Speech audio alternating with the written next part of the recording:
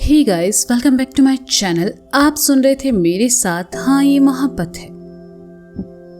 हाँ ये मोहब्बत है भाग 90। जज साहब अपना फैसला सुनाने ही वाले थे कि उससे पहले ही एक जानी पहचानी आवाज सबके कानों में पड़ी। सबने दरवाजे की तरफ देखा तो आधे से ज्यादा लोगों की दिलों की धड़कनें बढ़ गई थी और कुछ चेहरों पर मुस्कान तैर गई। दरवाजे पर खड़ा वह शख्स अंदर आया। वो शख्स कोई और नहीं बल्कि एडवोकेट अक्षत व्यास था। अक्षत को वहां देखकर माथुर साहब और सचिन का चेहरा खुशी से खिल उठा तो चित्रा अक्षत को यहां देखकर हैरान थी, क्योंकि शुरू से ही अक्षत इस केस को नजरअंदाज कर रहा था और आज अचानक वह यहां मौजूद था। अक्षत आगे आया। उसके हाथ में कुछ फाइल्स थी। उसने चलते हुए सचिन की तरफ देखा तो सचिन ने अक्षत के हाथ से फाइल्स ली और उसके पीछे चलने लगा। अक्षत जज साहब के सामने आकर खड़ा हुआ और अपने हाथों को बांधकर सर झुकाते हुए कहा, अदालत की सुनवाई में रुकावट डालने के लिए मैं आपसे और इस अदालत से माफी चाहता हूं। कहकर अक्षत साइड हो गया।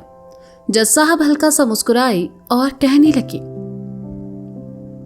छवि दीक्षित केस में पहली बार हुए फैसले के बाद ही अदालत को यह महसूस हुआ कि छानबीन निष्पक्ष न होकर सिर्फ गुनहगार को बचाने के लिए हुई है और कहीं ना कहीं अदालत ने अपना फैसला सुनाने में जल्दबाजी की और छवि दीक्षित के साथ अन्याय किया। एडवोकेट अक्षत व्यास पहले छवि के वकील रह चुके हैं और अदालत की आखिरी सुनवाई में इन्हें खामोश रहने के लिए मजबूर किया गया। लिहाजा ये अदालत एडवोकेट अक्षत व्यास को आज इस अदालत में अपना पक्ष रखने का एक और मौका देती है। मुझे यकीन है आप अदालत का समय बर्बाद नहीं करेंगे। Thank you my lord. Akshat ने एक बार फिर अपने हाथ बांधकर सर झुकाकर कहा। जज साहब ने अक्षत को एक मौका दिया है, ये सुनकर चोपड़ा जी और सूर्या के चेहरे पर परेशानी के भाव झलक आए। वे दोनों अपनी अपनी कुर्सियों पर आ बैठे। अक्षत ने एक नजर वहां मौजूद सब लोगों को देखा और बोलना शुरू किया। सबसे पहले तो मैं जज साहब और अदालत में मौजूद सभी लोगों को यह बताना चाहूंगा कि छवि दीक्षित की आखिरी सुनवाई में मेरे खामोश रहने की वजह थी विकी सिंघानिया का बेकसूर होना। मैं जानता था उसने छवि का रेप नहीं किया है। अक्षत ने जैसे ही कहा सभी हैरान रह गए और आपस में खुसर फुसर करने लगे। छवि ने जैसे ही सुना उसने विकी की तरफ देखा। अक्षत के मुंह से खुद के लिए निर्दोष शब्द सुनकर विकी ने अपनी आंखें मूंदी और सर पीछे सीट के हत्थे से लगा लिया। छवि ने देखा तो उसे समझ आया कि अब तक इस झूठे इल्जाम की वजह से विकी किन हालातों से गुजरा है। उसकी आंखों में नमी तैरने लगी। उसने अक्षत की तरफ देखा तो अक्षत ने छवि को देखकर अपनी पलकें झपकाकर अपनी बात पर सहमति जताई। छवि ने एक ठंडी आह भरी और अक्षत के आगे बोलने का इंतजार करने लगी। Order order. अदालत में फैली अशांति को देखकर जज साहब ने अपना हथौड़ा टेबल पर मारते हुए कहा। सभी शांत हो गए तो अक्षत ने आगे बोलना शुरू किया। विकी सिंघानिया निर्दोष है ये बात मैं जानता था, लेकिन उस वक्त अदालत में पेश करने के लिए मेरे पास कोई सबूत नहीं था। हालात और परिस्थितियां ऐसी थी कि ना चाहते हुए भी मुझे ये केस हारना पड़ा, क्योंकि मैं किसी निर्दोष को सजा होते नहीं देख सकता था। विकी ने छवि के साथ जो किया उसके लिए उसे कानून से सजा पहले ही मिल चुकी है। इस केस के बाद बार बार काउंसिल ने 6 महीने के लिए मेरा लाइसेंस कैंसिल कर दिया। 6 महीने की विकी की सजा हुई थी और इतना वक्त मेरे लिए काफी था। मैं सीधा पॉइंट पर आना चाहूंगा माय लॉर्ड। मेरे दोनों सीनियर वकील ने अदालत में यह साबित कर दिया कि दिलीप चौरसिया जिसकी गाड़ी से छवि का किडनैप हुआ था उसी ने छवि का रेप किया है और फिर शर्मिंदा होकर खुद को फांसी लगा ली। मैं अदालत से उनकी पत्नी को कटघरे में बुलाने की इजाजत चाहूंगा माय लॉर्ड। इजाजत है, जज साहब ने कहा। अक्षत ने वही भीड़ में सबसे पीछे वाली बेंच पर बैठी दिलीप चौरसिया की पत्नी को आगे आने को कहा। वे आकर कटघरे में खड़ी हो गई और जज साहब को नमस्ते कहा। अक्षत उनकी तरफ आया और कहा, मैं आपसे ये नहीं पूछूंगा कि दिलीप ने ऐसा क्यों किया। मैं जानना चाहता हूं कि आपके घर के हालात कैसे हैं। अक्षत का सवाल सुनकर सूर्या अपनी जगह से उठा और कहा, ऑब्जेक्शन माय लॉर्ड। इस केस का फैसला सुनाने में अदालत पहले ही देर कर चुकी है।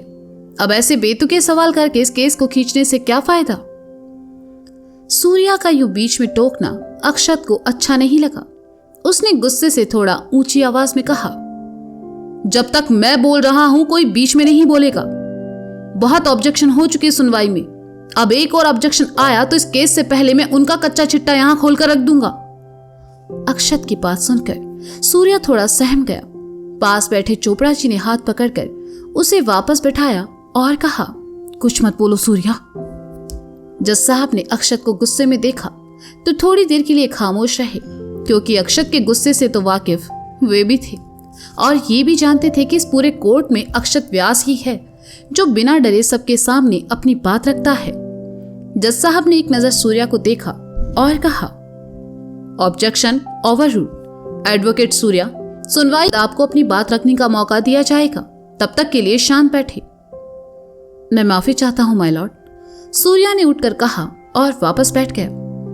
अक्षत ने एक बार फिर अपना सवाल दोहराया तो दिलीप चौरसिया की पत्नी कहने लगी, हमारे घर के हालात अच्छे नहीं है जज साहब। मेरे पति मजदूरी करते थे और मैं लोगों के घर खाना बनाने का काम किया करती हूँ।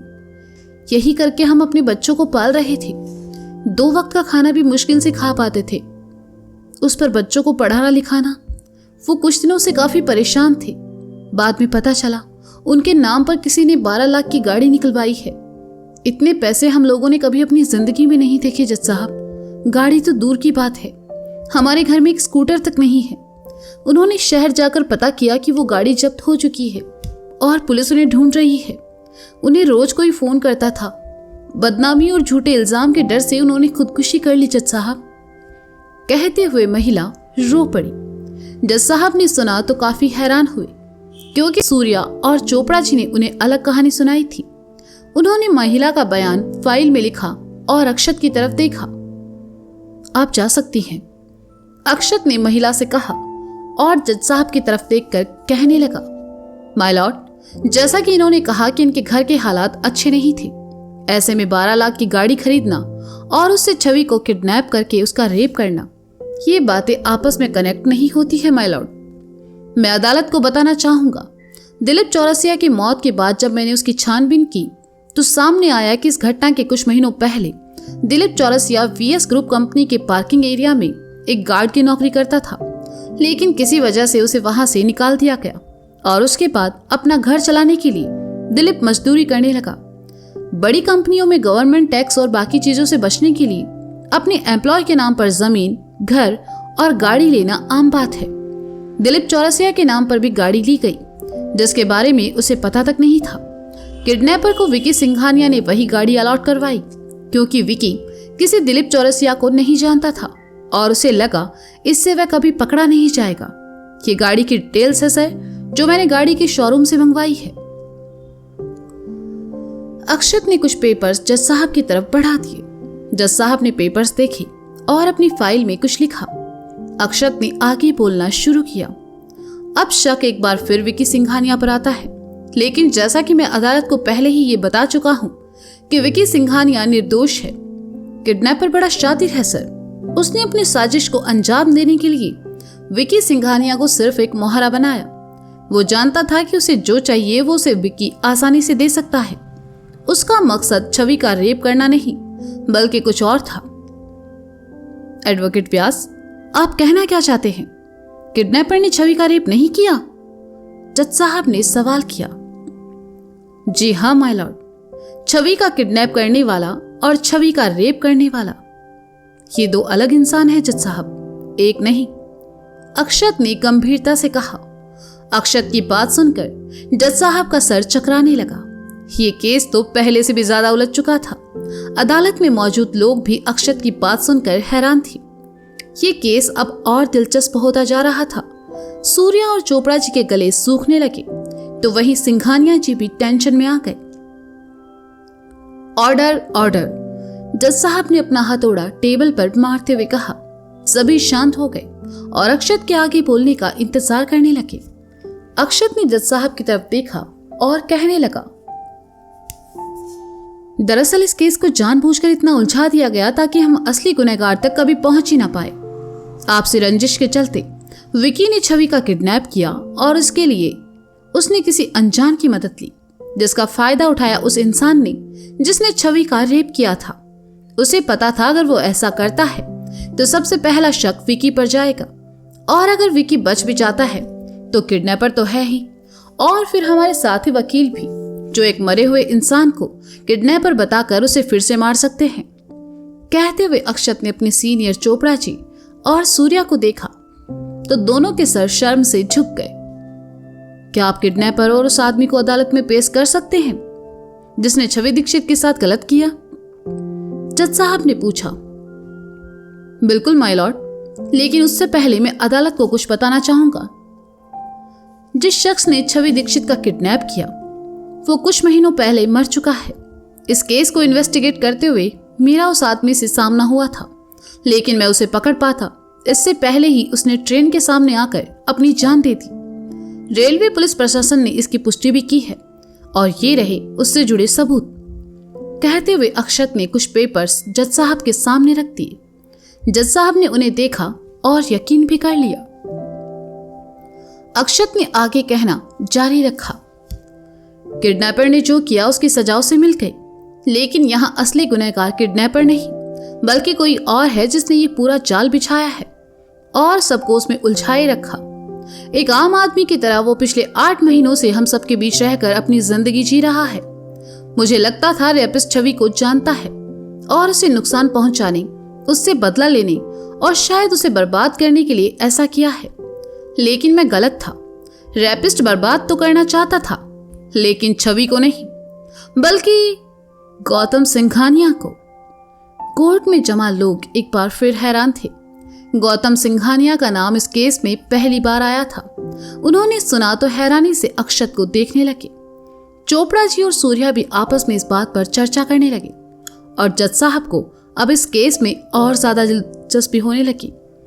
माथुर साहब ने सुना तो मुस्कुराए और चित्रा से कहा, इसलिए मैं इस लड़के को इतना पसंद करता हूं क्योंकि इसकी सोच वहां से शुरू होती है जहां बाकी वकील सोचना छोड़ देते हैं। चित्रा तो अभी तक सदमे में ही थी। जिस अक्षत से वह बार बार छवि के केस की सुनवाई में आने को कहा करती थी, तब अक्षत एक बार भी नहीं आया और आज आया तो सीधा केस लड़ने। अक्षत से पूछने के लिए चित्रा के पास कई सवाल थे और वह बस इंतजार कर रही थी इस अदालत के खत्म होने का। सचिन गर्व से अक्षत के लिए खड़ा था।